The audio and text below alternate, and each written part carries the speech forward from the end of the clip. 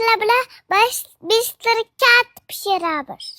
Bo'lib boqala yalamiz. To'xib. Wow. 50 qoshiq shakar solamiz. 2 qoshiq yog'. 2 qoshiq sut. 3 qoshiq un solamiz.